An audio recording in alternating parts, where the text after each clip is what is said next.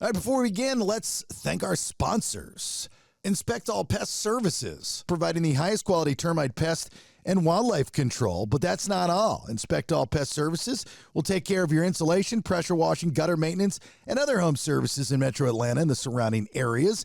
InspectAllServices.com. Big thanks to the Aurora Law Firm. That'd be one Mad Dog Manny Aurora and Pew Pew. The AuroraLawFirm.com litigates all of the United States, based out of Georgia, whether it's criminal defense, white-collar crime, DUI, drug offenses, appeals, and more. That would be the Aurora Law Firm. Ridgeline Counseling, Dr. David Markwell and his therapist. 3 locations in Georgia, one across from Sprayberry High School in Sandy Plains and East Cobb. Marietta near the square in McKaysville, just outside of Blue Ridge. But the good doctor can talk to you wherever you are at with a virtual session. Schedule that today via markwelltherapy.com or email him directly, ridgelinecounseling@gmail.com. FPC Insurance, perfect for new homeowners, or if you're just looking to reshop those current insurance policies, which is never a bad idea. 5-star service, shop over 35 A-rated companies, multi-policy bundle discounts. They'll help you shop for carriers to find insurance for your house, flood, auto, motorcycle, boat, recreational vehicle, or even a personal policy. 888-308-1841. You can always get a quote online, FBCInsuranceServices.com. Alternate Power Solutions of Georgia, family owned and operated. They are a Generac generator dealer offering sales, service, installation, and repair of automatic home standby and portable generators. Never lose power again. They're the best at what they do, hands down, no doubt about it. Every customer at Alternate Power Solutions gets an upgraded warranty, free monitoring with a service contract. They offer flexible financing, semi-annual and annual service contracts for existing installations, and warranty repair. A-plus rating with the BB&B. Call or request a free home assessment. You can do that by calling 770-853-7571 or go to poweringeorgia.com. Don't forget the discount code Bailey, my last name, Bailey, for $500 off your entire installation, servicing Georgia and Tennessee. Jayco Contracting, gutter and roofing specialist. Give Cliff Bratcher a call. Two-peer Cliff Bratcher. This is the hardest working guy in the business and the most trustworthy. 770-316-3876. He works every day of the year. Don't worry about it. He's got you. Licensed and insured roofing and gutter specialist covering all of Georgia. They are a platinum preferred contractor with Owens Corning, the creator of the Pink Panther. Not the you know what I mean.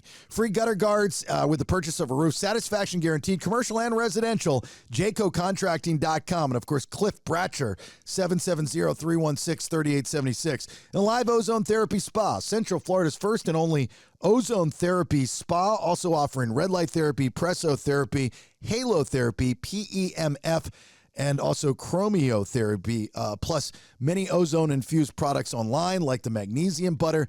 You can go to liveozoneTherapySpa.com to book your appointment or to purchase any of those products. And for all 2 peers, if you use the code BS10, you get a 10% discount at checkout. All right, if you want to be a sponsor of the show, please reach out to me via thebaileyshow.com. Let's have a conversation, see how the BS podcast can help your brand. All right, let's begin. What do we want to talk about? To be yourself in a world that is constantly trying to make you something else is the greatest accomplishment. Ralph Waldo Emerson. Welcome to the Bailey Show podcast. A guy show women love to listen to. Intellectually immature nonsense. That's BS. That's BS. That's BS. That's BS. Okay, man, let's do it. All right, there it is, episode 309 of the BS. Thanks for being here. My name's Jason Bailey. Right there, that's the Iron Fisted One, Chuck Lunsford. Hello, Chuck. Hey, I can't believe I forgot to mention this earlier, but Luka to the Lakers? Come on. LeBron, man, what is going on? They're just trying to keep him relevant. We literally just started the show. I don't know how No, like in any other, we've done shows since it happened. I just totally forgot. Gotcha. All right, there's the B-Man, Brandon Thrasher. How are you, Brandon Thrasher? What up, man? I'm still wearing the robe. I feel like it's making me healthier just wearing it. You look healthier just wearing it. I got to tell you that right now. Yeah. And there's Paramore Brown. Hello, Paramore. Ooh, shakalaka. Who is Luther? Luka Doncic? Nobody. Come on, basketball. Yeah, let's move on. Nobody cares. All right, good. Yeah, I don't really care either. I just saw it pop up on ESPN. Yeah, and I'm so surprised we didn't mention it earlier either. I should have. It's a big deal. You guys serious right now? Before the intro, we should have. That's what we should have started with, right? Even before the intro. Previous episodes, we should have discussed it. Gotcha. All right. We did. That's about all we can say about it. Yeah, you traded. Now we discussed it. Now we're cool. It's funny as you get older, you think that you've accomplished everything and heard everything, right? And when you run across something that you've never run across before in your life, you get surprised, right? Brandon, you're not there yet because you're still in your 20s. So I'm just, is there a mouse in your studio? Freaking Paramore opening his cookies, dude. I can't even handle it. Like it's killing me right now. I didn't even hear it. It's so loud, dude. It sounds like a mouse chewing on something back there. No. Let's again, this is why it's so difficult, and it takes hours for me to edit for the radio show. It's because no one knows how to self-edit. It drives me insane. We just all got to get it. You guys make my life miserable throughout the rest of the week because we just got to get it all out within the first 5 minutes. Then we'll settle down, just have a little antics at the beginning. I have to redo everything because nobody is following along. I got to send you all to radio school or something. I don't know. Stop doing that, please. The mouse thing. All right. Thank you. I appreciate that. All right. What was I saying? Oh, it's interesting. The older you get, and when you experience something that you've never experienced before, it's surprising, because the older you get, you think that you've seen it and heard it all, right? And, Brandon, you're in your 20s, so you probably have not had that feeling yet. But after, I'd say 40, when it comes across, it's interesting. Now, tack onto that something that you've never heard or seen before or experienced before from your parents. All right. You grow up, at least Generation X kids like myself, I think we grew up and our parents lied to us. They were boomers. They supposedly all lived this leave it to beaver lifestyle. Everything was perfect. They didn't do drugs. I have no idea how I was conceived because they didn't have sex. They weren't freaks. They didn't watch porn. It was like this perfect lily white life, which is totally not true, right? Totally not true. My mother, I always looked at her like that. Now, I remember when I was about 14 years old, she admitted just in conversation that she had smoked weed when she was younger. It's not a big deal, especially this day and age. But at that time, mind blown, jaw dropped. My mother smoked weed. Like I know my grandmother. My grandmother would have never allowed that. You guys follow me so far with your parents. Yeah. Check your parents extremely conservative, right? I'm way conservative. Like we were in Rome, Italy in 2007. The first time I ever saw my dad take a drink of alcohol. And I remember I was just sitting there and I'm like 20, 24, 25. And I'm like looking at him and he's like, oh, it's a Merlot. And he drank it. And I was like, what just happened? Like, it was so crazy. It just blows your mind. Well, that was like with my daughter, having a sip of alcohol, like in college. And I was like, that's not my little girl. That's not what happens. And screw yourself, Zuckerberg, and your dumb time hops that remind me that my daughter was 8 years old and I missed that immensely. Anyway, I bring this up because one of this types of situations happened to me just recently, just the other day. It was 8, 9 o'clock, fairly early in the evening. I get a call from my mother. It might have even been earlier than that, to be honest with you. And I get a call from my mother again, reconnected with my mother after, 13 plus years. Things are going well. Okay. And she's calling to ask how Rachel's doing because, Rachel has to see some doctors lately. We found a little bit of a bump on the boobie, on the tata, and we're concerned. So we need to get a doctor and get a mammogram prescribed. And that's a process in itself. It's not as easy as everybody makes it seem like it is. It's a process. And so she was calling to check on Rach. Very sweet. So she calls and she asks me how Rachel's doing and if she is able to get the mammogram. But there was a lot of pauses in between. It was just kind of odd. And I'm thinking in my head, maybe it's just a bad cell signal. And so, I answer the question and then a lot of times she'll forget and then ask me again. That's fine. So and then I ask, how are you? And there was this long pause. Or no, I answered and there was this long pause. Like, it's your turn to talk. And I said, Mom, are you there? Yes, Chase, I'm here. Okay. Well, are you going to tell me? Tell you about what? Tell me how Rachel's doing. I said, Mom, I just told you. Okay, well, when is she going? Well, Mom, I just told you when she was going. Okay, so is it happening or not? Mom, what are you talking about right now? And I finally got to the point where I said, Mom, what the fuck is wrong with you? She sounded like she was on drugs. She's slurring her speech. She would doze off. She forget like immediately after I was speaking. And then I started to catch on. She was slurring her words. She's talking like this. Maybe it was her meds.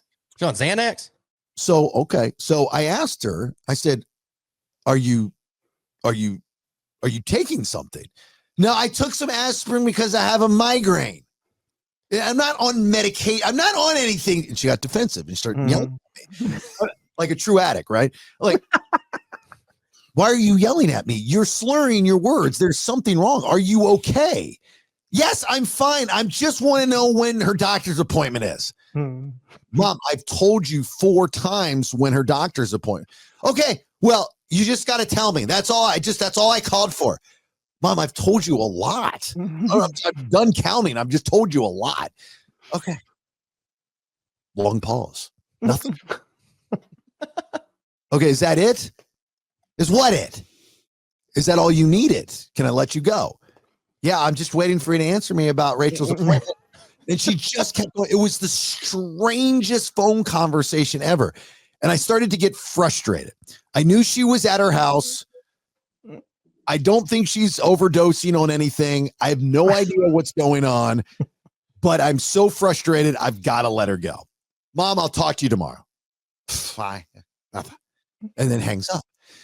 So I get home and I tell, I don't think I told Rachel until the next day. And I tell her, she's like, you need to check on her. I said, yeah, I'm going to call her today. So the next day I call her up and she's fine. And I said, Mom, do you remember the conversation we had last night? She goes, oh, yeah. We were talking about Rachel, going to the doctor and stuff like that. I go, what was wrong with you? What did you do? You said that you took medication. What did you take? Well, I got some pills, because my arm has been hurting me. And I had some girlfriends over and then she got like teenager-esque. She goes, I had some girlfriends over and we got a little crazy. We went through some wine, and Mom, it was like 7:30 and you're like 76 years old. What are you doing? She goes, am I not allowed to have a good time with my girlfriends? I said, yeah, but you're not allowed to drunk dial your son. That's weird. Like really, really weird. You've never drunk dialed me ever. My mother, my 76-year-old mother, drunk dialed me and got angry when she didn't realize that I answered her question 5 times in like less than 60 seconds. Really weird experience. That's a good run though, dude. 76 and she hasn't done it before. Now you're probably going to get them every Friday night. That's something to look forward to, dude. Like you're going to be able to just pick apart that like, hey, let me ask you a question while I got you. So when you were married to, you can ask so many questions, get a lot of good answers. This is a treasure trove. Well, the evolution is next time she's going to be sending me pictures of her boobs. I know Sorry, Ron Jason. I knew it was coming. Wow. No break. If any of you had a parent drunk dial you. No, I had my dad called me when he had a bladder surgery and he took way too many pills. And he called me and he was all like distraught. And he's like, I don't know where your mom's at. I don't know where I'm at. I don't know what's going on. And I'm like, all right, this is bad. So I'm like, Dad, you need to go outside, walk across the street. Tom lives across the street and he's a Tampa police department, or he was a police officer with Tampa. And I said, just knock on his door and give him the phone. My dad's like, I don't know where I am. And he's like tripping. So he knocks on the door. Tom gets the phone. He's like, what's up, dude? And I'm like, yeah, my dad apparently took too many pills and he is in a bad place. And Tom's like, yeah, I see that. So, he got no clothes on. So yeah, he walked over without his shirt on. He had his pajama pants on, like looking like a homeless person. So Tom took him home, put him to bed, and my dad called me the next day. Didn't remember any of it. And that was the first time I was like, all right, my parents are getting old. Like this is the new reality is you're going to get that kind of stuff. And so that's why I was asking about the pills. Probably not taking aspirin. You know what I'm saying? She probably took something and was like, hey, wine's a good idea. I mean, why not? She drank a lot when I was younger. And because I remember I'd always pretend to be asleep when she would come in at night and tuck me in. And my mother would always put her cheek up to my face when I was sleeping, or when she thought I was sleeping, because she wanted to see if I was alive. She wanted to see if I was breathing. It's a true story. Why did she? Yeah, well, because that she could feel me breathe on her cheek. I mean, it's better than her going nose to nose. I mean, that's real weird, right? Covering your mouth. So she would, put her head, she'd lean down, she put her cheek up, like almost touching my nose and mouth. And I would pretend to sleep because I always thought that was really weird, And so, it's a, okay, he's alive. And then I think she would kiss me goodnight, and I'd always smell the wine every night. And I'm like, oh, gross. At least wasn't ever a smoker, that'd be even worse. But it's really trippy, and especially as a parent, when your kids do things that are new and different when they're younger, that's all part of them growing up, but usually it's expected things. You see it coming because, from 8 to 9 to 10 to 11 to 12 to 13, it's like, I've been there, I've done that, I've seen that, I know that was coming. You understand. When your kids, and Chuck, you haven't gone through this yet, and this is what I struggle with on a daily basis, when they're adults and you become empty nesters, as Rach and I discuss on Mondays, Honey, I Raised the Kids episodes on that podcast, Christmas was tough, buying them woks and rice cookers and knives, instead of toys, and then talking about getting excited like Caleb with his new promotion. I'm getting 401k and dental now. This is a hell of a deal at Journeys. And I'm like, who are you? Just who are you? You know what I mean? So it was, you think you get to a certain age, you've seen and heard it all, and you don't. And I don't get shocked or surprised often. That one took me for a little bit of a ride. Drunk dialed for my mom. Did not see that coming. Was not on my bingo card at all. I'm kind of curious. Paramore, did you ever experience anything like that with your parents? No. My parents, my mom died in 79, and I was in prison. My dad died when I was married for 2 years, and me and my dad didn't hardly talk. So I didn't. Great question, Chuck. Anything else you want to bring up? Dude, way to lighten the wow, dang, that was bad. Paramore, why you gotta be a downer, dude? At least lie to me next time. No, dude, it's the truth. Why? I just thought maybe you'd had that experience. No. But though it wasn't weed, it was reefer back in the days. Reefer, he said. Sweet. What? Yeah. They said it wasn't weed, it was reefer. Yeah, reefer. What? Oh, Let's go along with Did it. Okay, yeah, all right, man. Reefer, got it. You can ask a really dumb question when you kind of knew what the answer was, and then the man says it was reefer, not weed, and you're not understanding. What are you going to do? Debate with him? You know better by now, you dumbass. I'm done. Agree with them. Just I got agree it. with them. It was Reefer. Reefer. Yeah, see, reefer. Yep. Do you not understand what I'm saying? I got it now, man. I'm in. All right. REEFER, reefer. Reefer, you Riri. Like the sandal. You dummy. Wow. Paramore, I got you, brother. Thank you very much. You're welcome. Yeah. You know he's in the Golden Scissor studio when I turn my head to the right. So anyway, Brandon, mom, dad ever drunk Dahlia? No, they're not drinkers. My dad drinks about a 6-pack a year. And then my mom, she'll have beer every now and then. Where do you get your alcoholism from? I developed it on my own. Okay. Well, that's good. I actually haven't drank since the Tampa event. Is that on purpose, or you just don't have any money? No, on purpose. Oh, okay. Good for you. Good for you. Is there, you get a little, something happen, a little bit of a wake-up call? Yeah, it's I might have to edit this out, but I enjoy the casino and everything. Hold on. Don't say anything that I have to edit because I don't edit these podcasts and I don't want to edit it out. Okay. And I can't edit it out for the full length version because that's Buddy and that's a pain in the ass. So just don't say it. Okay. I won't say it. I'll say it. He slept with a man. He got drunk and it was weird, but it's fine. Don't edit it. I mean, it's just nothing. It's not a big deal. It's 2025. But is there something? Did you get alcohol poisoning or did you get bad alcohol or something? No, it was just like a string of degeneracy at around a time. Trying to beat around it with. You drank too much. No, I drank way more than that. But yeah, because nobody was really overly intoxicated. No, I mean I wasn't even really drunk, but it just I'll tell you later. Here's what I think. One of the things I don't know what you're talking about, but I think one of the things. I think when you come down to visit me, especially when you go into a live ozone therapy spa, you feel really good after whatever therapies you do. You know, because you can see it in your body. You can see it in your face. Like you get color back in your body and you just have a different vibe about you. And that's what the stuff does, especially ozone therapy. I think you want that often. And you're self-sabotaging yourself. I'm not saying you can't drink. I'm not saying you can't even binge drink, you know, but just don't drink as much, right? You know, tone it down just a little bit. I think you're growing up a little bit and you see that. Yeah, that wasn't really the reason, but I could have said that, yeah. Well, I'm telling you, you might not say it, but I think that's some of it. I mean, I don't know what you're talking about, but I think that you're starting to realize that, you know, like there's nothing wrong with getting up an hour earlier, maybe getting some more done. You can, you know, you gotta, you dude, ain't that part yet. You've got so much going on that you could get more accomplished, feel better about yourself. Maybe even start throwing in a little exercise, going to the gym, or, you know, take Buddy and go for a walk around the whatever it is that you live on compound, you know, and do these types of things. I think you'll feel better about yourself is what I'm saying. Yeah, I'll do that. Maybe not getting up early right now, but we'll work on that. What if you got a job that says, "Hey, Brandon, I need you to."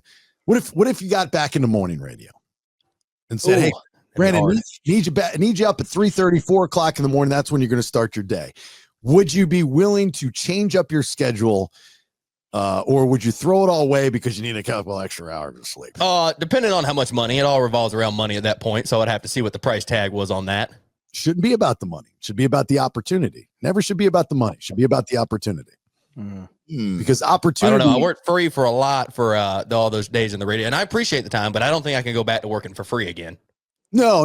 You're way past that. You've built your resume. You're not a free worker anymore. I agree with that. But you're not a big price tag worker either because you don't have that on your resume. Yeah, so that's why I don't want to get back into that. Because then, I mean, I don't think there's any room for improvement there because it's all seemed to be kind of crashing down. Brandon, $40,000 a year. $40,000 a year, but really? Hell no. There you go. Yeah, I agree. I mean, more than that, and I wake up at 10 o'clock. Hello.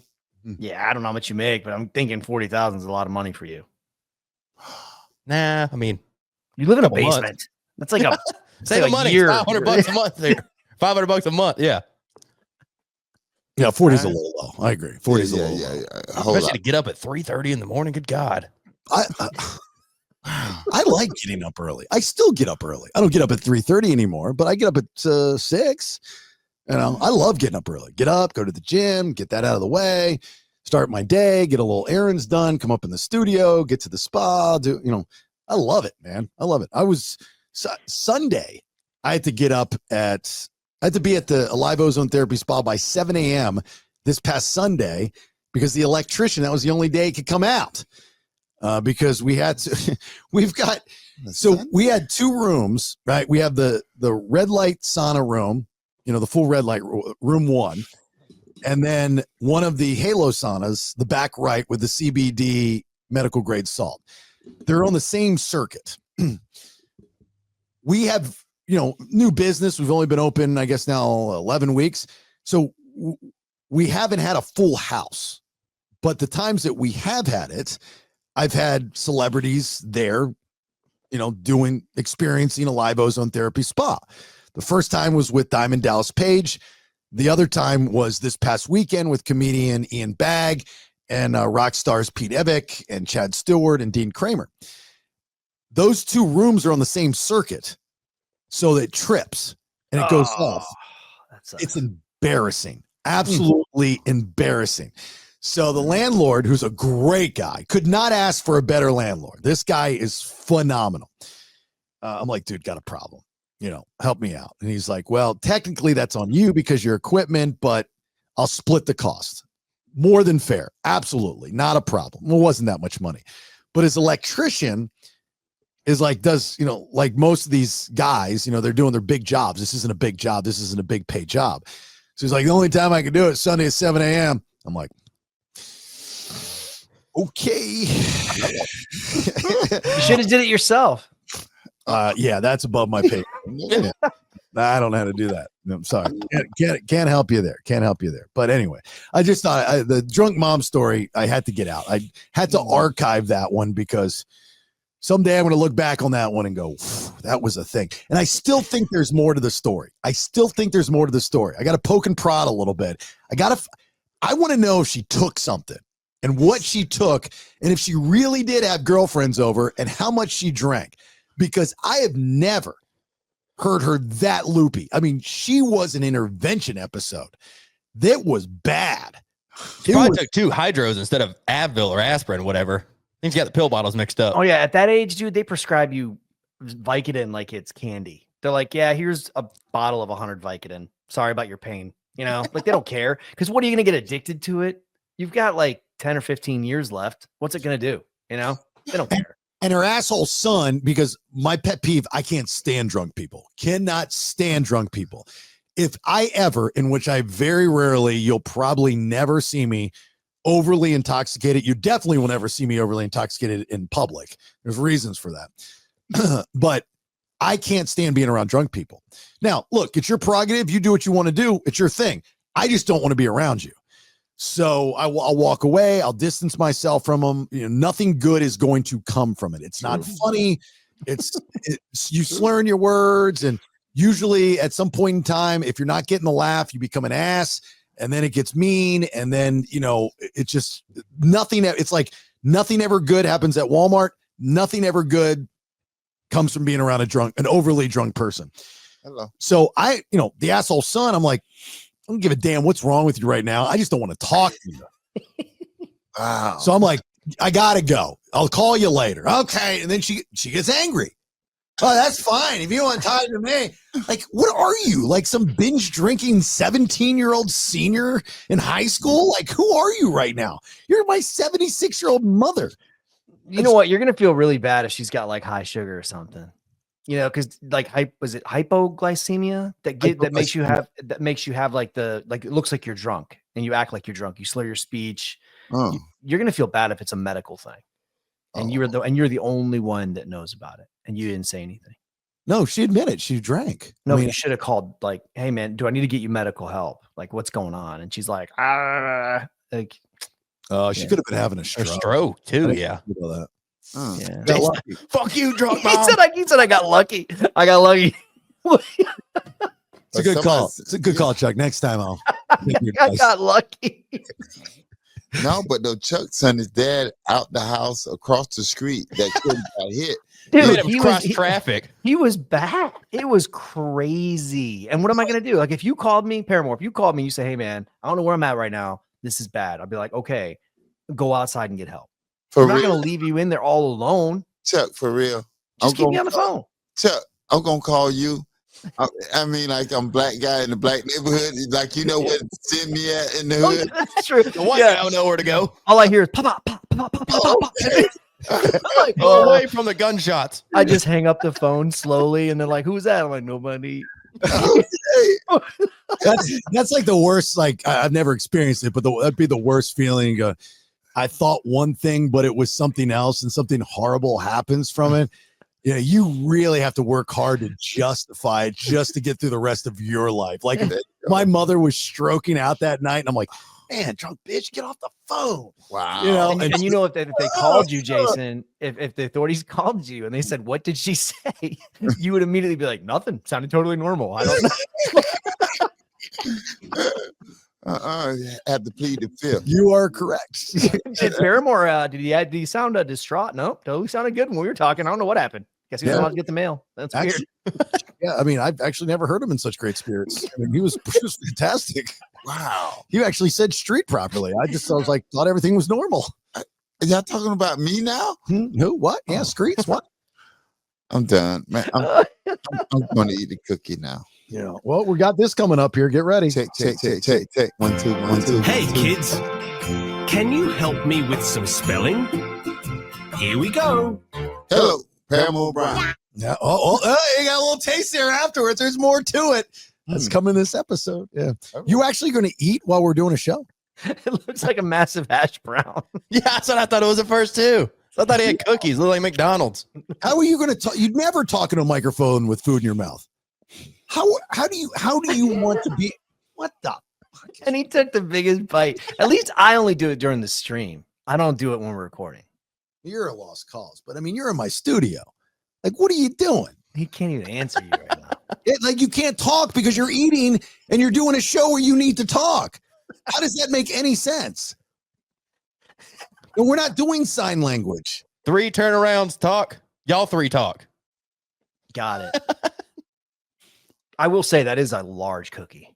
Like, you gave him those big cookies. Yeah, they're good. They're Len and Larry's. They're awesome. And they made a strawberry shortcake flavor and then they stopped making it. It was the best cookie. And they're supposed to be healthy and plant-based and all that stuff, but I think there's something in it that's messing up my blood levels. That's not good for me. And but I'm addicted to them, especially. Yeah. Oh, now you can talk. So the time that you now talk, you decide to talk over me. Fantastic. You do podcast well. So the macadamia nut ones are the best. I mean, dude, I could put some of those down, get a little oat milk, and just. What's Paramore rocking over there? He's got the macadamia and the chocolate mint. What do you think, Paramore? Well, now that I can talk, the macadamia is awesome. I haven't got into the brother one yet because I'm gonna take that home with me. The brother one? Chocolate. Oh, got it. Yeah. Sorry. That's the brother cookie. Oh, there's a little bit of white in there too. Look at that. We're breaking barriers. It's an interracial cookie. I'm still learning, man. I'm still picking up on these things. Okay. Yeah. I like how Brandon's immediately like, yeah, that's a chocolate one. Like,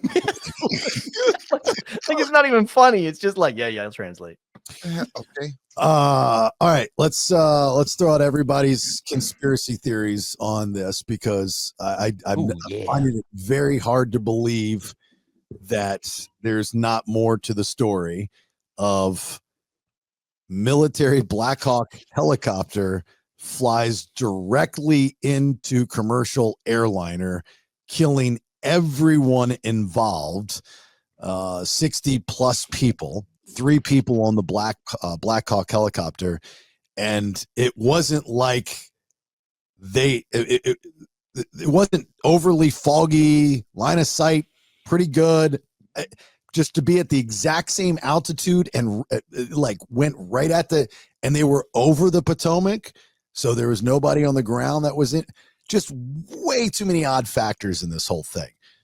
Are we buying that it was just an unfortunate, very tragic, very sad accident, or is there more to this story? It's Lockheed Martin.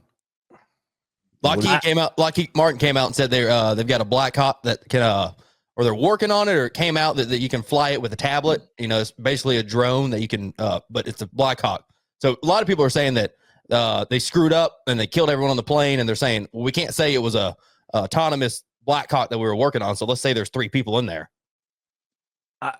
I'll tell you, man. So I've been on a UH-60 quite a few times, and those Black Hawks. What is that? What is that? Explain. A Black Hawk helicopter. So so I went through sniper school, and they everything you do when you go through training like that, it's with Black Hawks because they have to get their hours. So they have to get these hours. These hours are required. They just do all kinds of different missions. So it helps when you're doing training with like special forces, things like that, because you get your hours and the guys are getting their training. Every Black Hawk I've been in, these things, the maneuverability of a Black Hawk, if you've never been in one, and it's mind boggling. And every time I've been in them, it's always been at night. I've never been in one during the day.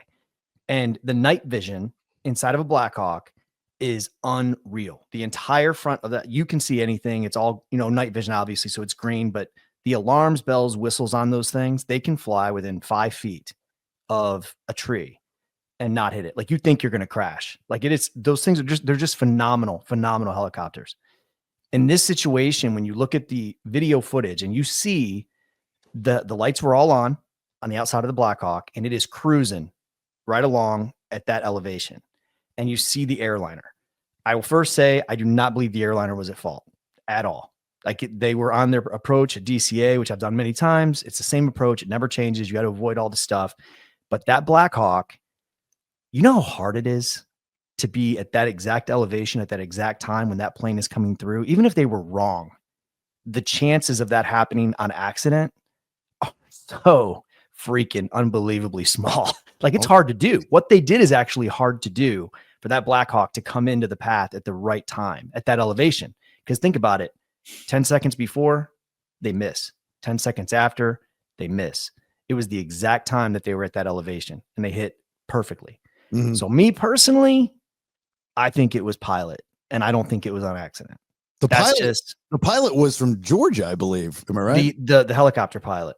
Yeah. And I can't wrap my brain around that being an accident. It's not, it's just, like I said, 5 seconds even. Either way, you're missing by feet, maybe even tens of feet. So it had to be on purpose. And pilot suicide, I'm not saying that's what it was, obviously, but that's something that you have to take into consideration, especially when you look at the rates in the United States of military members that are in that situation. You don't know how people are going to do it, but it's just, in my opinion, it's very, very unlikely that was an accident. And it was not the airline that was able to do that, because those planes can't do that. They can't maneuver like that.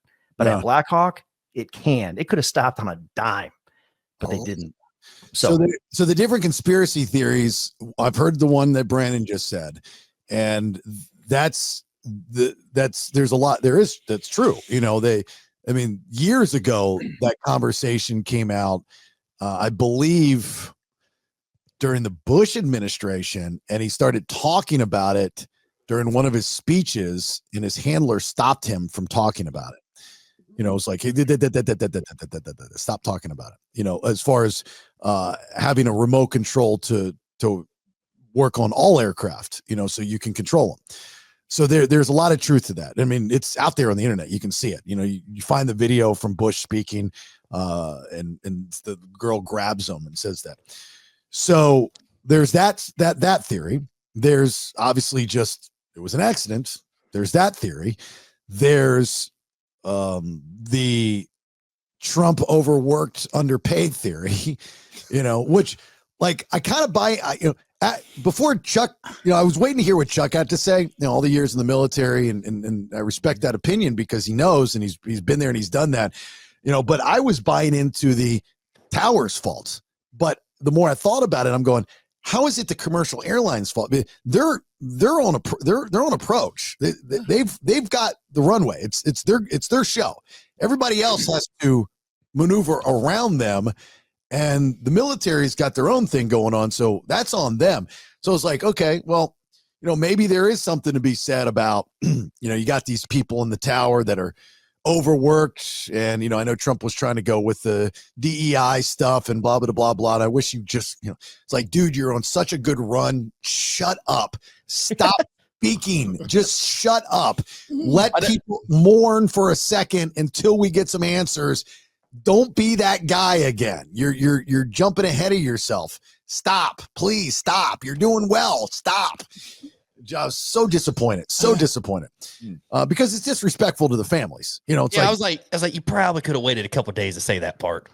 And you don't know what the pilot, you don't know the personal story obviously yet, but I know, you know, when I started my career, man, I could have, if I had $1 for every time I contacted the air traffic controller and I said permission to pass at 22 at midfield, because that's what you'd always have to call air traffic control when you're patrolling on the ground. And that was at night. And they would say, stand by for clearance. We have one coming in. And I would look in the sky and I'd be like, dude, I don't see a freaking plane. And it's because there wasn't one. It would take that plane like 10 minutes to land, and they wouldn't let me cross a 20-foot runway. And I'm like, really, dude? Like, we're that careful where I can't cross, and like a train, right? You see the thing going down. You're like, I can make it.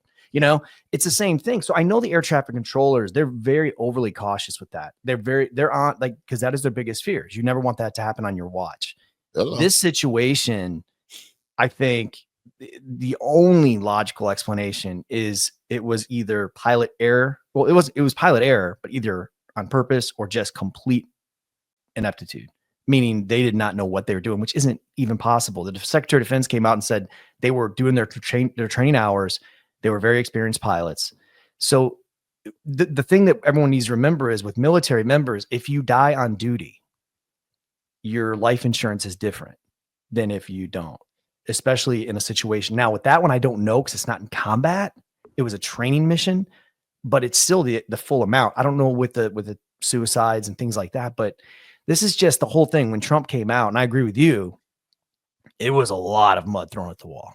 Like it was, and I get it, he gets the details immediately, but at that point, you don't even know anything about these pilots on both sides. On both sides, you don't know. That pilot could have left a note on his bedstand that said, "Hey, this isn't DEI. This is the way I want to go."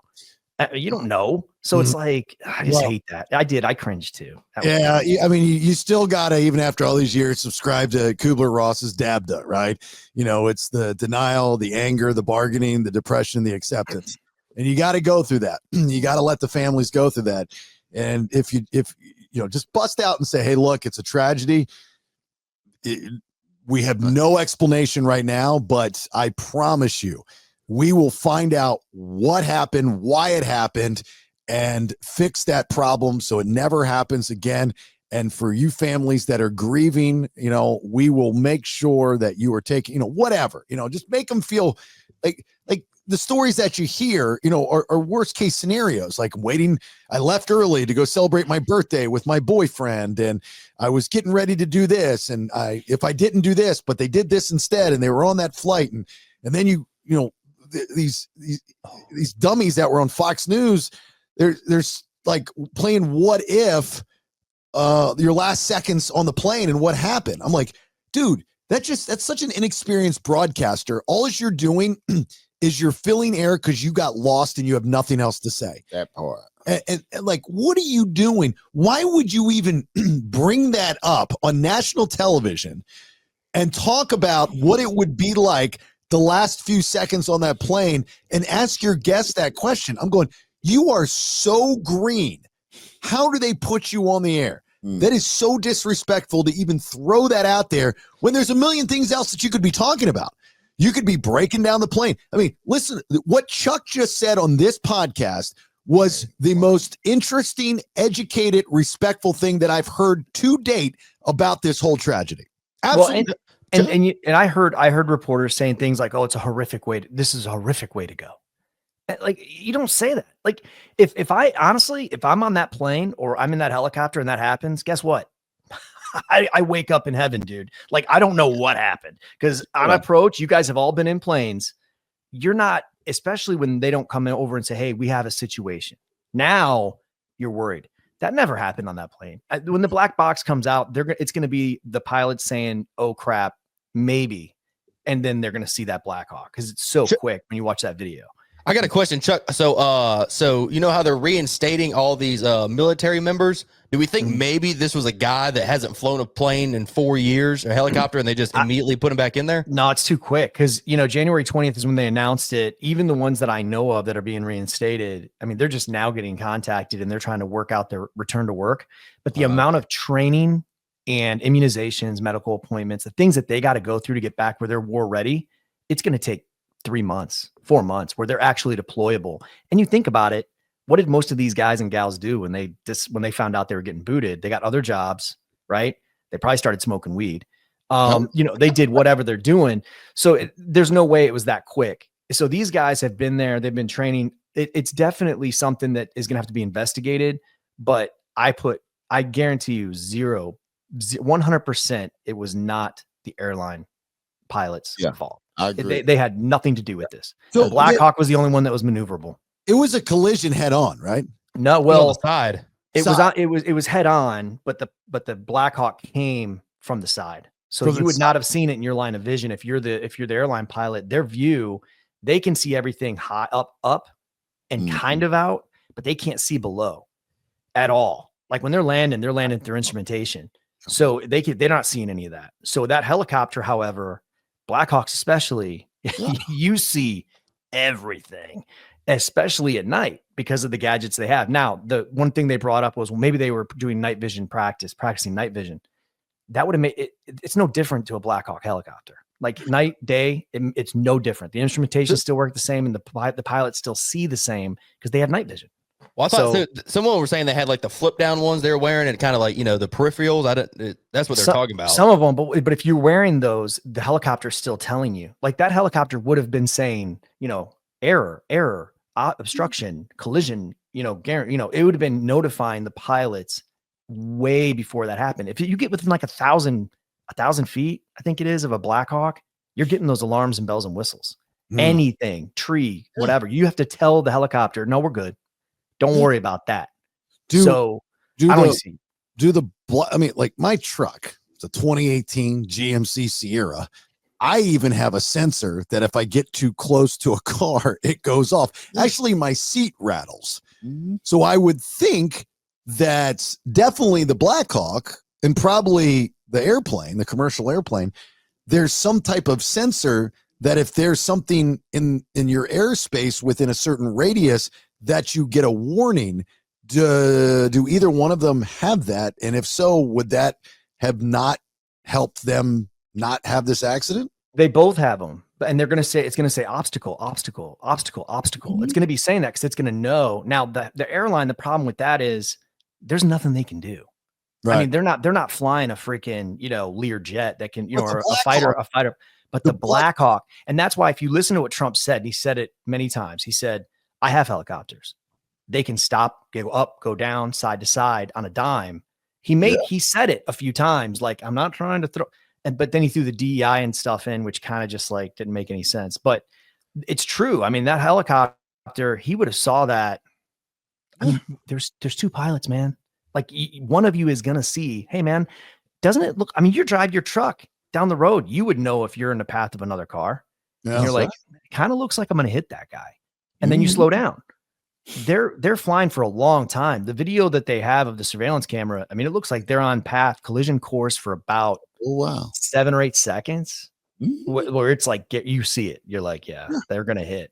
And I mean, those pilots would have saw that. There's no way they wouldn't have saw that. So that's why the investigation is going to have to show you what those, but I guarantee you, because Army CID is the one that's running the investigation on the Black Hawk. They're going to be working obviously with the FBI.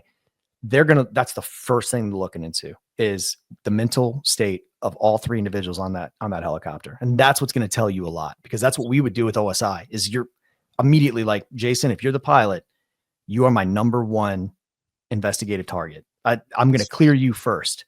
And if I can't clear you, and you'll know, I mean, money trouble, women trouble, whatever. It happens all the time. It happened all the time. That terrifies me. I mean, there was that airline overseas where the dude nose dove the plane to commit suicide. Yeah, the German pilot. Yeah, that's crazy. I mean, can you imagine just being on that plane or even in the cockpit and this guy's like, and knowing that you're going, I mean, how crazy are you knowing that that's your plan? And then the time comes and I don't know, your alarm on your phone goes off and goes, oh, time to be crazy. And then just taking the shit, going straight down. That's why. So that was and he waited till his co-pilot went to the bathroom and then he locked the cockpit door. And that's when he nosedived it. Right. So now if you notice, and it happens all the time on US planes or US aircraft, every time one of the pilots come out, one of the flight crew will go in. So there's always 2 people in there. That way, medical emergency, obviously, but if that ever happens again, you at least have one person on the other side of that door that's not wacko. Because, people just don't want to die alone. They're like, you know what? I'm going to kill myself, but I'd like to take 150 people with me. Crazy, dude. Crazy. Another thing that I've noticed, not necessarily dealing with this story, but with what you just said, is that our society has become so desensitized to death that, that whole DABDA thing that I was talking about before, Kubler-Ross's 5 stages of grieving, which is denial, anger, bargaining, depression, and acceptance. Those are the 5 stages. And you go through it in relationships. You go through it anytime you're sad, depressed, or whatnot, or getting over a tragedy. You try to get to that last stage of acceptance. You ever go see a therapist, they'll go through the whole 5 stages and all that stuff. And it is true. It's very true. I mean, like it or not, you go through those stages. Kubler-Ross was, I believe, a French doctor. That's one person, by the way, back in the day. So, but now we've become so desensitized to death where we jump to acceptance with anger quickly. There's no bargaining. There's no depression comes afterwards. We accept it before we get depressed. It's really, really weird. When you see interviews with people, they'll just go like, even with this plane crash, the family members are being interviewed by the media within 24 hours. And they're upset, obviously, but you hear their voice and you look at it and it sounds like they've accepted it, already, where it's like, yeah, this person was a fantastic individual, loved them so much. They brought so much joy to the world. And I just hope that we can get to the bottom of this. And as we move forward, and I'm going, this literally just happened. How are you acting like that? But it's a societal thing. And I don't know why. I think for the younger generation, it has a lot to do with video games and Hollywood and seeing that kind of stuff. I really, really do. The more that you can program a people on that mindset. But I know for me, like, I still haven't gotten closure for my grandmother's death in 99. It still weighs on me. Well, I think it's just more of a shock thing. Like when someone dies in the family and then, you're still sad about it, but you don't have time to process because people are coming in, bringing you food, you're setting up funeral arrangements and everything. And you go to the funeral the whole day and whatnot. And then you put them in the ground and then you don't have as many people around. And that's when it all starts setting in, like, damn, they're gone and no one else is around anymore. And I think it's more of a shock thing, I would say, because they're getting bussed around to all these media people and they're trying to figure things out. They're talking to family members. They're trying to figure out how to get the body, what they're going to do with the funeral, who's paying for it, is the airline paying for it. So they probably just got a lot going on right now. But once it all settles down, I think that's when it'll set in. Do you guys remember when I told you guys a story about that funeral home in I think South Carolina that has the security threat assessments that can ship bodies overseas? Oh yeah. And he paid for it every year because he said, so bad, but he said something like this would happen. And he's like, one day it's going to happen. That's the first thing I thought of. How many international people are on there? Well, they had the figure skaters, the Russia, and they've already coordinated with Russia about getting those bodies shipped out to Russia. That's what he specializes in. And he's been waiting for this day. And I'm like, dude, it's so crazy because you have situations like that where when it happens, there are people that are like, oh man, here it is, money. And you were talking about Lockheed and the airline industry and different, it's all about money, man. I think, and that's where a lot of it comes down. And Jason, to your point, where you're like, well, what's desensitized us as a nation?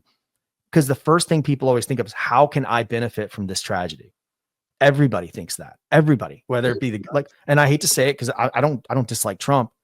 When he was talking, the first half of his speech was written and it was phenomenal, right? Exactly what you said it should be.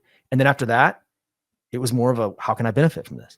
Like what? DEI, overworked, underpaid, this, training, blame everything, blame. And I'm like, dude, like, you're right. We've lost that as a nation. We've lost that as people. It's always about, how does this affect me? How can I benefit from this? And these companies, they invest in these type of tragedies. NTSB right now is doing an investigation. You know how many people are going to make money from that?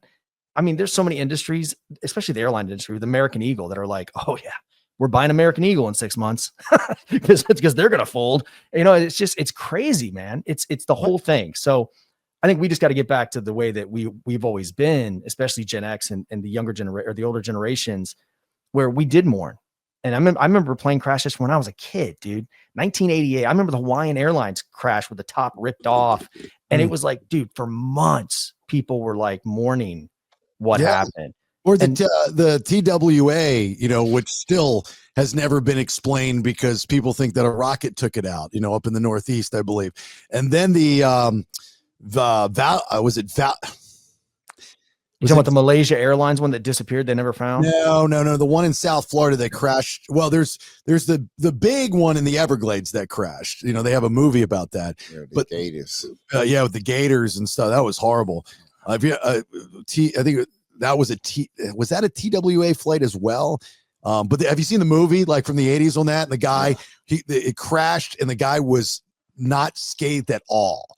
Like not like he was had a suit on and stuff, but he was crazy because he was trying to process all this, and all he could do is stand in the middle of the swamp, and he's like, I think my watch is broke. I think my watch is broke. Like somebody post about what movie that is, so people can watch it. It's trippy. But there was a flight, I believe it was in the 90s, which made the airline go out of business. I want to say it was ValueJet. It was one of those low budget airlines that everybody flew.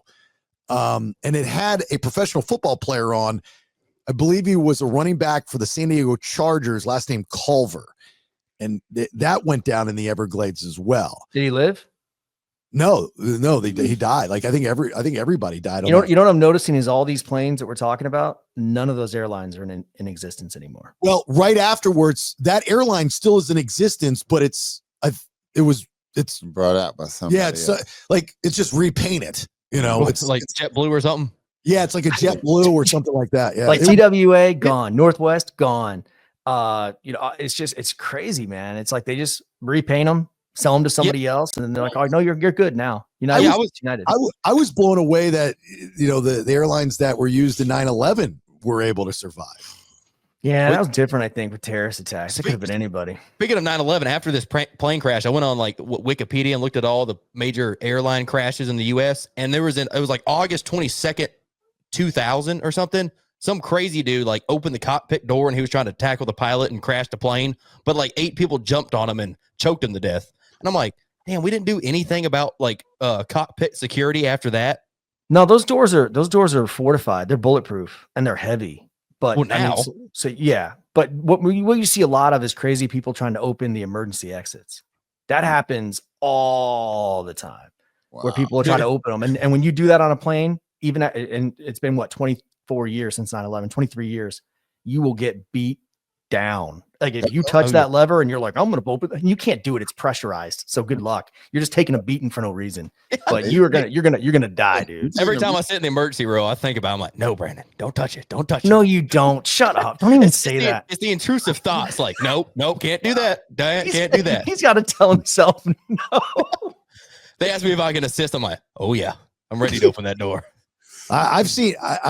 I never realized this, and I don't know if they just started doing this. And this wasn't recent. It was like maybe a couple of years ago, but I was sitting like 2 rows back from the emergency row, and there was a Hispanic family that was taking up the whole, like almost both sides. Oh, shocker. And the flight attendant comes over and says, just want to let you aware that you're in the emergency exit. Will you agree? Can you agree that if anything happens that you'll, be able to do this and that? And they looked deer in headlights. She goes, do you speak English? And they kind of looked at each other and she's like, y'all got to go. Yeah. And then one of the people, I think it was the husband, or the wife kind of spoke English, and they got all pissed off. And I'm sitting there going, dude, what? Like, make it make sense. Are you kidding me right now? I mean, you're on an American airline, and most, if not, 95% of the plane is filled with English speaking people, and you're pissed off about this. It's like when I was at Macy's the other day, and the woman barely spoke English, and she was upset with me because I'm like, I don't understand a word you're saying. Like, I was rude because I was honest. I wasn't a dick about it. I was just like, ma'am, I don't understand what you're saying. When I call customer service and I can't understand them, I'm like, I need to speak to somebody that speaks English, and they take offense to it. I'm going, if you're doing customer service for an English speaking person, then you should speak English well, right? If you are in Mexico and I'm an American in Mexico and I call customer service or need customer service and I can't get help, that's on me. I'm a visitor. Right? If I'm in Germany or France or whatever, I'm a visitor. But when you're doing customer service in America, where I understand we don't have official language, but let's get past that. Most of us speak English. Speak effing English. You know what I mean? So would you be mad if you were on Lufthansa and you were flying out of Germany and it's a long flight back to Atlanta or back to Orlando and you're in a exit row? Dude, you got you got a great seat, and they come over and they're speaking to you in German, and you're like, I don't speak German. And they're like, oh, you speak English. And they obviously speak English. And they say, well, can you handle the exit row? And you're like, yeah. And like, but do you speak German? And you're like, no. And they're like, sorry, you got to move. Absolutely. Would you be pissed? Nope, not at all. Hello. Fair's fair. I mean, if you relay that information to us, all you got to do is open the door and just be like, this way, people. That's what sucks, is that you know what to do, but they're still going to move you. And you're going to be like, that's why that guy was probably pissed. He's like, I know how to open a door, idiot. You know, like, he's like, we have doors in Mexico too. Stupid. So we have patients at a live ozone therapy spa that don't speak English very well at all.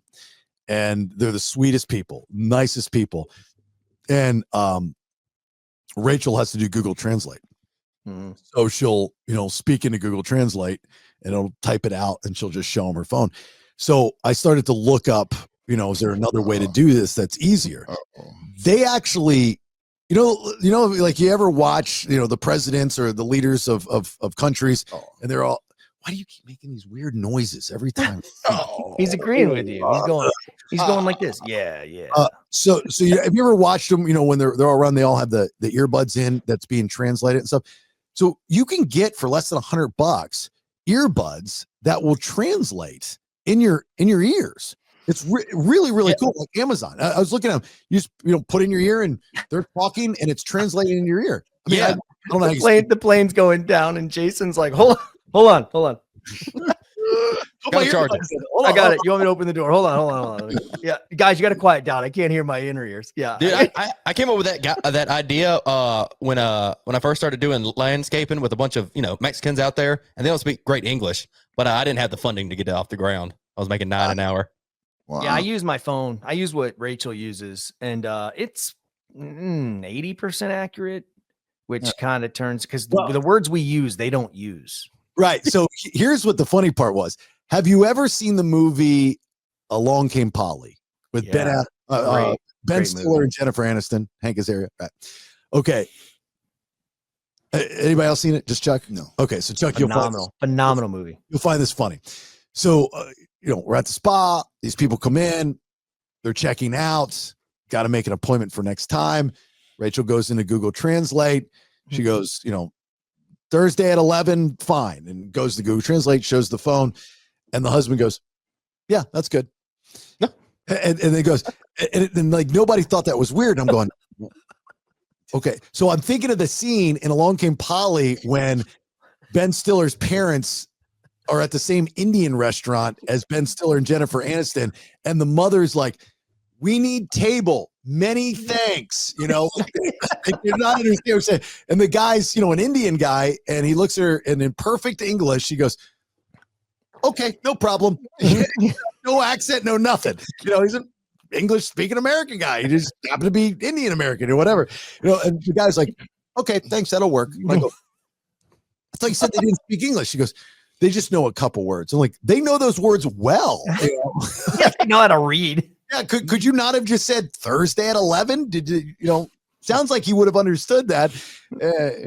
So anyway. But though, I got a story. I got a true story, real true story. In 1991, I was in. Did you say that you have a true stereo? Yeah, a true story. In 1991, I was at institution, and we was out doing rec.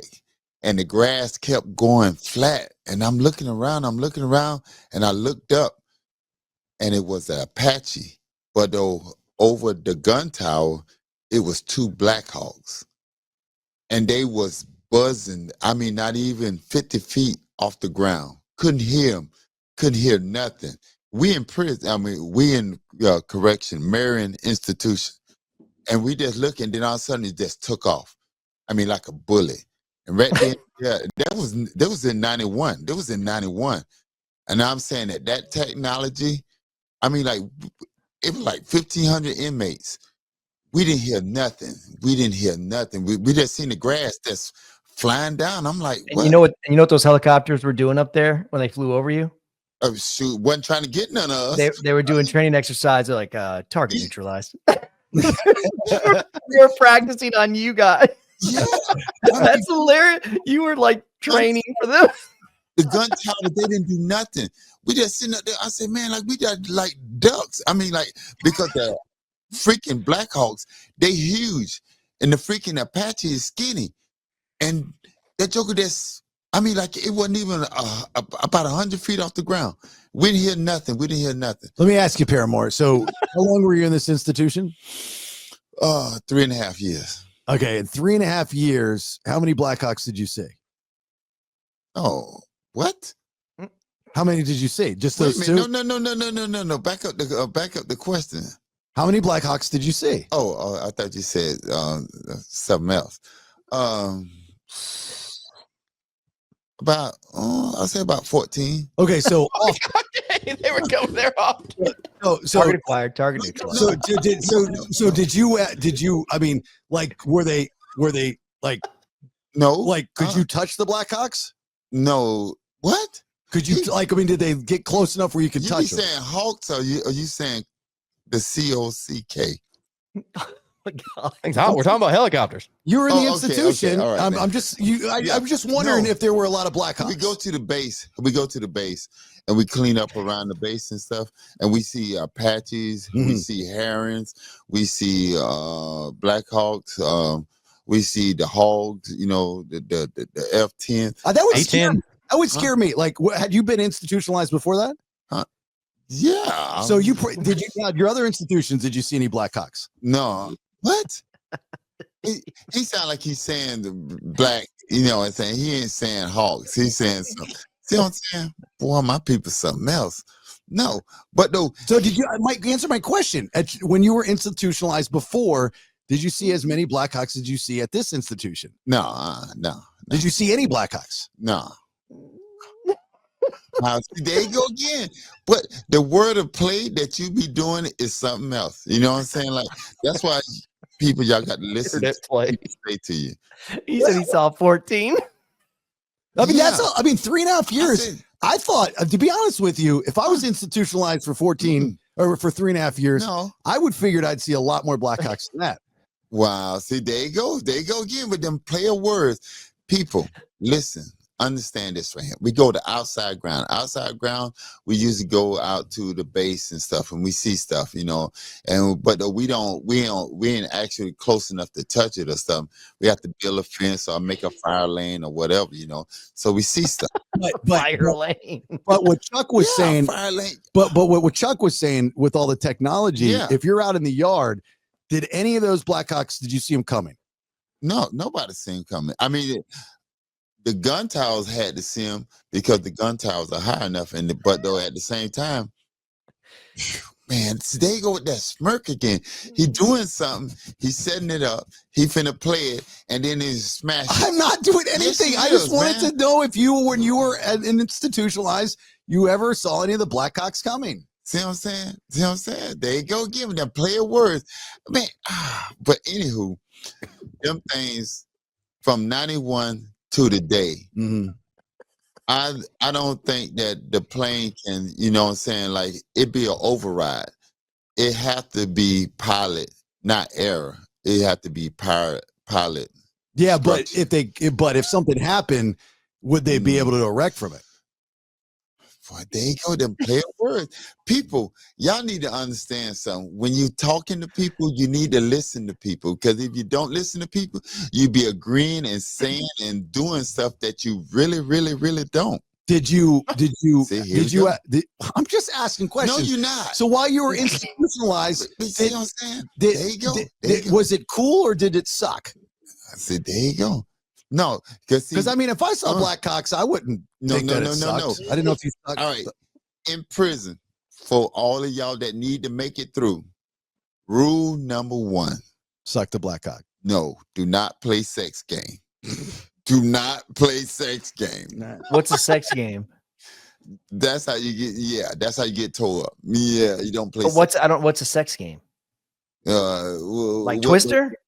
I mean, no. Yeah, you will be twisted. Skeets and ladders. What Jason doing? You know, like what am I doing? I'm not the one talking about Blackhawks in prison. See, there you go, right there. You know, right? Playing sex game. That's how you get twisted. Sex game. No. Chris Isaac stuff he's talking about. Oh, All right, you ready? You ready for the big Paramore Brown bit? I might as well be. Lord Okay. knows. Are you ready? I can't even eat This is the cookie. debut. I mean, we've done it a couple times, but now I've got all the bells and whistles. Okay. Kind of have a little bit of a better idea of how I want this to go. I haven't told anybody about this. Okay. So But I pretty much figured it out, though. Go ahead. you ready? Oh, yeah. I got a name for the bit and everything. This is brand new to the BS podcast. Here it goes. Check.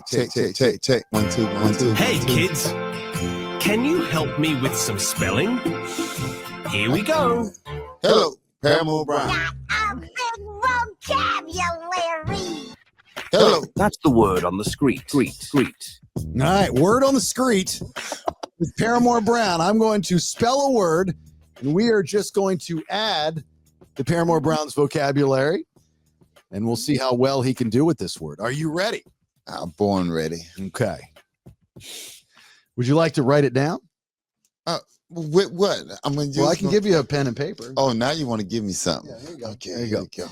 All right. Let's see what we're working with. A, Okay, well, hold on now. D, Oh, Jesus. Y, A-D-Y. N, Whoa. A, T, O, N. All right. How do you say that? Okay. Now, see now. Add. Sound it out. Agination. Okay. Agination? Agination. Attenuated. Oh, my God. You say it again? Let's say Andy Nation. Andy Nation. Andy Nation. Andy Nation. All right. We got Andy Nation. Word on the Skreet is? Andy Nation. Andy Nation. All right. And Andy Nation means what?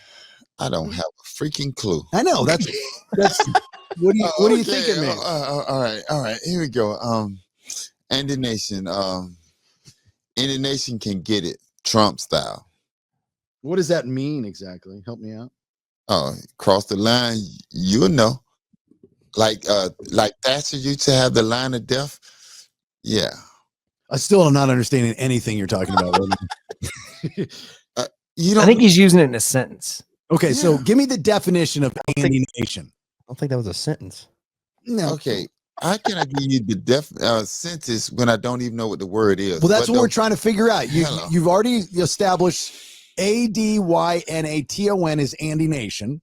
Okay. So It's now not. we're going to kind of sound it out and think of what Andy Nation means. What Andy is it? Nation can get it. Andy Nation. Okay. Andy Nation can get it. The definition of Andy Nation is it can get it. Yes, it can get it. Andy Nation can get it. Okay. Now, please use Andy Nation in a sentence. Russia about to get Andy Nation any minute now. Okay. Russia's about to get Andy Nation any minute now. All right, boys and girls, let's get the pronunciation of ADYNATON. Adenatin. You were so close. Hello. Yeah. Adenatin, a form of hyperbole. You know what that means? Heck no. That uses exaggeration so magnified as to express impossibility. An instance of such hyperbole. Hyperbole is exaggerating, embellishing, if you will. Well, I put it in a perfect sentence. By adding adenation, the story at the beginning of his speech went from mundane to fantastic. Adenating. Okay. All right, boys. How do you think Paramore Brown did with the first word on the Skreet? I'm giving him a 7 out of 10. All right, that's pretty good. 7 out of 10. What do you think there, Brandon? He actually got the word pretty close on this one. I think this is the closest he's gotten right off the bat. Hyperbole would have been better. I don't know how well it works in a sentence, but if you can get it, I mean, I guess that's a little bit of exaggeration, maybe. Like you don't know what you're getting. Okay, so then we'll go like an 8. All right. Wow, that's pretty good. All right. Oh Lord. And Paramore Brown. No, I'm not a judge here. I just wish you nothing but the best. I'm glad you learned a new word today. How do you think you did? I think I did awesome because I am awesome. Okay, there you go. All right, boys and girls. Check. 1, 2, 1, 2. Hey, kids. Can you help me with some spelling? Here we go. Hello, Paramore Brown. A big Vocabulary. Hello. That's the word on the Skreet. There you go. Word on the Skreet with Paramore Brown. So I got 15. So by the time that this run about 2 or 3 months, how many points do you think I have? God, I don't think there's enough points to even think about. So that'd be 60 per month is your goal. Hello. Because you that's the lowest, that's the bar. So 3 months, you got to be over 180 points. I don't think it's gonna happen. Paramore, I think at the end of the year, you need to collect all your words. You need to write a little story with them all. It's a great idea. All right. Every month you should do it. 4 words, dude. No, 4 words monthly. No. Yeah, so that's what I want you to do. That's a great idea, Brandon. So we'll combine both Brennan and Chuck's idea of the words that you every month you put them in a quick little story and you share it with us. So do you know how to get into the notes in your phone? The I notes don't. section. Okay. It's a little section. It's a little app. It looks like a little yellow notepad, and it says I got to write notes. these words the whole Dude, lot. for extra credit, he should write the word in the dirt and dust on his car. So like when he's driving down the road, like a hood has Andy, whatever, Andy Nathan. Is that what it is? Adam Nathan's on the hood, and like every month, and you do send me a photo of that, please. Yeah, it's like hood education. Yeah, people are Googling it in the hood. Adam Nathan. Words in the hood. Okay. And they be looking at it like, for real? What is this? I like how he's not even defending the fact that he washes his car. He's like, yeah, is that dirty? What was that word again, Paramore Brown? Don't forget it. Oh, Jesus. And the nation. Okay, so close, even after maybe the answer. Oh, Andy Nathan. There we close. Adam Nathan. Oh, what is that? Adam Nathan. Look at that. Very good. Nicely done. Nathan. Adam Nathan. Say it a bunch of times. And what does it mean again? Something that's highly exaggerated, like I just did. Very good. With the Russians. It's a form of hyperbole. I can see Paramore Brown now in the hood trying to settle down a quarrel. But hold on now, guys. Y'all be a little Andy Nathan over here. All right. He did not sleep with all your baby mamas. He only slept with 2. Now you Andy Nathan over here saying you're gonna shoot up the whole block. All right, you ain't gonna do that. All right. I want you to be the smartest guy in the hood. I want you to be intelligent. There's nothing wrong with having intelligent slang. Yes, it is. Don't be like everybody else. No, I'm not like everybody else. Yes, you are. If you're not Adam Nathan, you're not. No, sir. Because if people go to acting crazy, know what I do? I give up. What? That's it. I tell them to stop. I tell him to stop. That's hardcore right there. Stop. They're all like, I'm gonna kill you. He's like, guys, stop. Stop. All right, let's finish this up. You guys want a quick stock tip? Buying Nvidia right now? Buying what? Nvidia? No. Hawkeye. Oh God, is this another Solana thing? No. It trades on the Dow. Tell me the arrow guy. No. It's so Hawkeye is a British company that does the automated line calling for tennis, right? So you'll hear the outs. Oh yeah. Okay. So there was just a story recently that the NFL is highly considering using Hawkeye for first downs, which is a great idea. It's the same concept, right? The tennis ball is served and it goes out, first down. And I know the yellow line, as they always say, well, the yellow line's not official and stuff, but those referees are always off. And then, as the viewer, you're like, from the angle, it's not necessarily, is it where the ball, where their knee, where they're, so it's a big thing. But Hawkeye, and I've worked with these guys before when I hosted the Atlanta tennis tournament, it is crazy technology. Like, we would be in the same production area, and these 3 British young people would be over there working Hawkeye, and they're not really doing much. They have like 3 different monitors, and just see it, and it's crazy, the technology. And they put the sensors down there, before the matches and all that stuff. But the NFL is going to start to use it. So look, I don't know much about stocks and this and that, but I'm assuming that would boost it. And I think it trades for like less than $1 a share, so if you're looking to take kind of a chance, I've got some little areas where I just play around and have some fun. And if I lose it, I lose it. And I win, and that kind of thing. So I saw it, and that's what I thought, actually. So what do Yeah, there you go. Good Yeah. idea.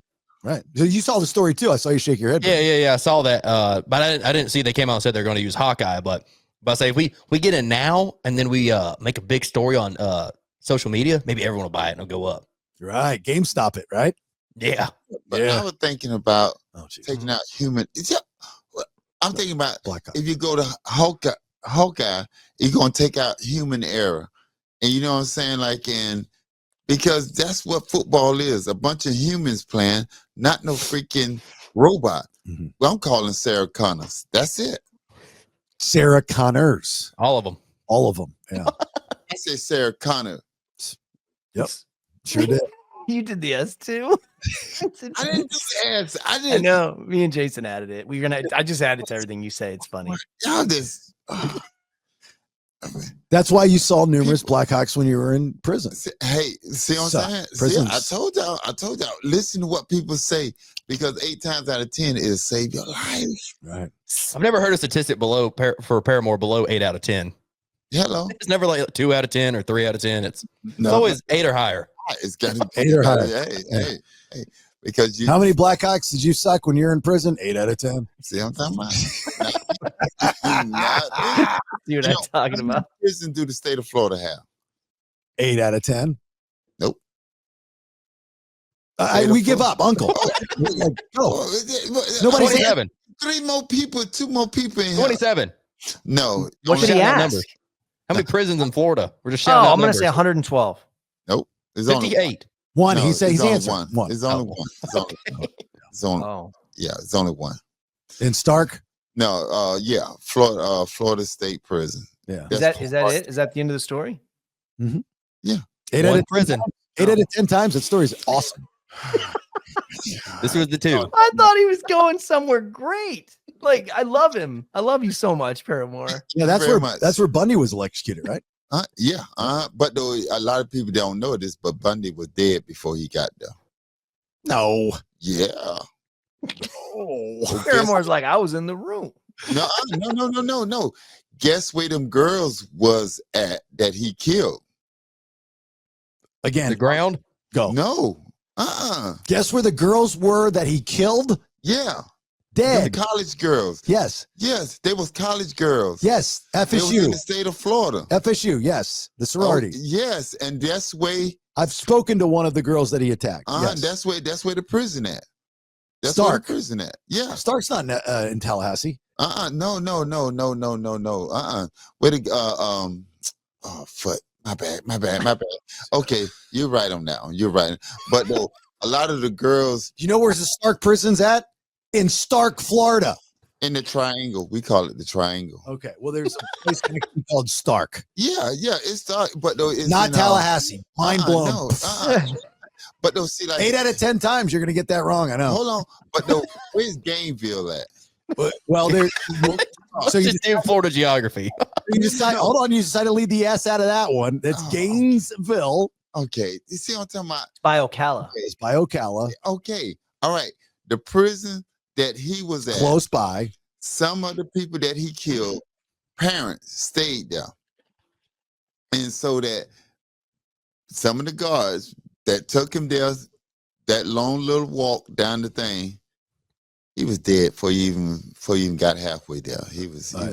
That's the first time I've ever heard that. I know there's a lot of things you haven't heard in prison because you've never been. Mm-hmm. But that you don't know. That's not true at all. Yes, I do. You don't know anything about my past. Okay. Oh, what? Because I'm white? You racist son of a bitch? No. No. Oh, because I'm white, I just can't go to prison. I can't have hard times. Dude, if you go to prison, you don't know anything about the time that I served. 2 things that happen. 2 things that happen. You go to prison. What? 2 things that happen. You tell me. Okay, because I ran the cell block. No. I didn't because you don't know. Because just like I don't know about Ted Bundy. You don't know about my time of running cell block D. It's tough. Jesus, cell block D. Now there was a dorm I said D, not B. There was a dorm D.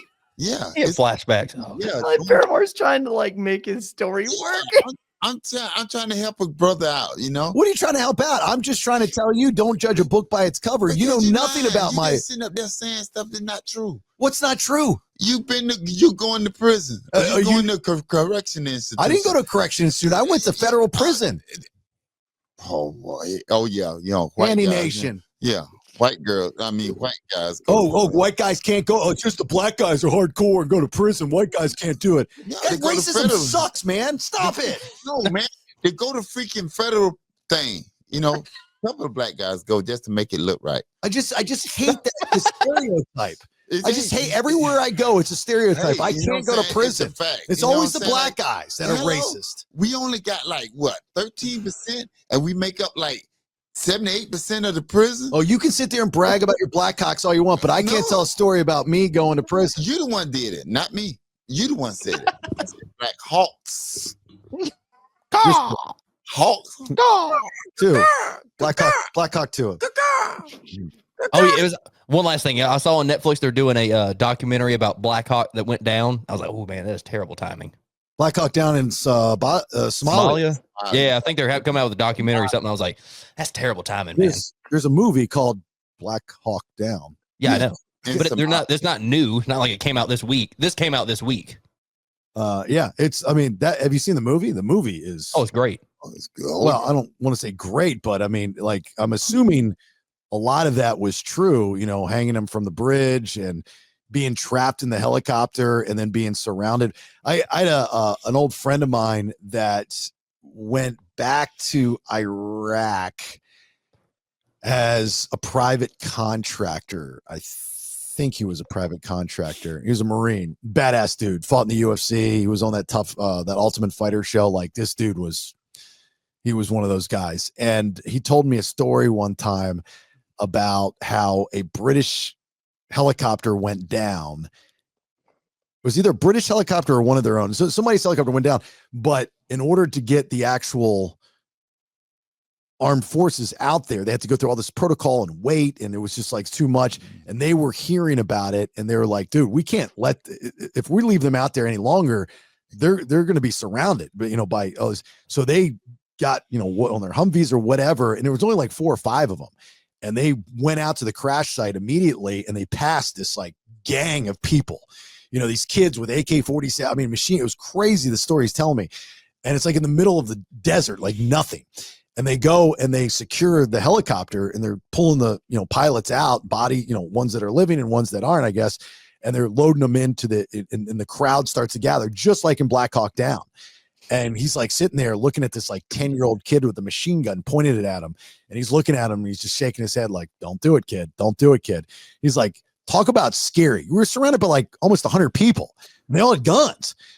And they wanted to kill us, and nobody speaks English, so we can't communicate with them. We didn't have a translator with us or nothing.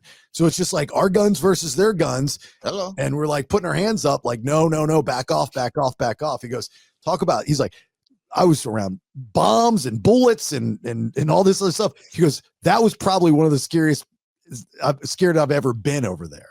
And that's just like in Black Hawk Down. Those guys were in the chopper, injured, couldn't move, trapped, and they just see the horde starts to form. Yeah. That's terrifying, So anyway, no, I haven't seen it, Brandon. Here's some actually good stuff. I was going to bring some stuff up on tomorrow's episode. There's the Saturday Night Live documentary. There's one called Killer Legends that I'm going to bring up on episode 310 because it answers a long debate that I've had on radio shows before, including with an old cast member from our show in Atlanta that we would, a couple actually, I was on an island with this one, but everybody else believed in something else. And this show, if it's true, which I tend to believe, will justify somebody's story. So we'll do that later. All right, look, make sure you give us a like, share, follow on all social media, please, at Listen to the BS. This is a Freebay episode. I hope you enjoyed it. I hope you dig it. We're kind of a random show. We talk about whatever we want to talk about and hope that you find it interesting. If you dug this, then hopefully you'll dig the subscription episodes. We have a subscription-based portion of the podcast. There's thousands of hours of content that are on Spotify. So if you're on Spotify and why are you breathing fucking heavy? Chuck's not breathing heavy, and he's. I did just then, just to make sure that everyone noticed. Breathing heavy, and he's comfortable. You're breathing heavy like you're about to die, like you're Darth Vader behind you. I'm freaking 6'2". I'm thick. And Thick. Slim thick. What? Well, I'm not thick. But I'm muscular. I'm slim. Slim thick. I've never realized that you are challenged. Well, I'm not challenged. I'm just telling you the truth. I mean, like, With if an somebody... Oh Lord, there you go. You're gonna... Surprised there wasn't more than one. Wow. Hey, Paramore, we're keeping our DI policies around here, though. Don't you worry. Thank you very much. Because somebody's like, We ain't letting you go. It's a trial period. I got to tell you, it's a what trial. you mean? It's a trial period. Oh. I think it's the part of just him being in my house. I mean, maybe, but he doesn't know how to work a talkie box. So that part. His damn Commodore's just not logging in. I don't know how to do the floppy drives. All right, look, if you want to subscribe, and that's the whole point of putting out this freebie episode is to get you to subscribe. Please subscribe. We've got a great community, and we give you so much more episodes, and we're going to start doing some more stuff just for two peers that subscribe, probably happening starting next month. So here's how you do it. You go to thebaileyshow.com. Right there on the homepage, there's a button. It says subscribe. You click that, it'll take you to another page. Literally, like name, address, and then you put your credit card in. It's $4.99 a month. Make sure you check that little box. I forget what it says, but it's important. Check that little box. And now when you go and listen to the BS podcast on Spotify, and only on Spotify can you get the subscription episodes, to the best of my knowledge, all the episodes will be unlocked. And you can go back to episode 1 if you want. No rhyme, no reason. You'll be, have tons of content for the rest of your life. If you dig what we do, there's been different incarnations of the show, tons of guests and all this other stuff. But I really hope you at least give it a try for a month, see if you like it. And then if not, you can unsubscribe after, a month and be on your way. But please give it a shot. Again, thebaileyshow.com.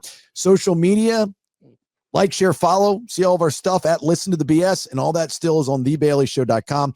If you are a business and are looking to advertise your business outside of maybe what you are normally doing, maybe traditional media or print or flyers or so on and so forth, and you want to give digital/podcasting a try, we've got great sponsors, which our community uses, and I hope everybody does use them. Please reach out to me via thebaileyshow.com. We also have the radio show Saturday mornings here in Orlando on WJRR, and also Planet Radio in Jacksonville. If that interests you in your advertising needs, we'd like to help you. But as a podcast and a small business, this is how we survive. You subscribing, you advertising, so you make it run. I'll do everything and more to make that work for you, but I have to have that conversation with you. We'll continue to put out the content. You just have to subscribe. So that's my pitch. I hope that it works. Chuck the Iron Fisted Lunsford, anything from you? Yeah, man. Over under on how long that robe that Brandon's wearing is going to stay white. I'm saying 7 episodes. That's a good. That's a good. I'll give him the benefit of the doubt. And I'll take the over, but not much. Like, but like, yeah. You should have gone 7.5. You should have gone straight up. Prop bet 7.5. So white. It's so white right now because he's got that khaki wall, and all episode I'm looking at him going, God, it's never going to be that clean again. Like, I can see the toxins coming from his pores through the robe. Wow. No. Soak it All in. right, Brandon, you got anything before we get out? Oh, man, Trump's out there trying to chase Obama's high score for deports. Yes, I saw your video. That was very un-Brennan Thrasher in social media like. Yeah, that's why I put it on my second account. People on TikTok are loving it. Yeah, it was good. It was very well done. Paramore Brown. Yes. And the nation. Good talk. All right. Hey, look, appreciate you listening. Have yourself a great, safe rest of your day. Appreciate the support. We'll talk to you soon. Hey, bye.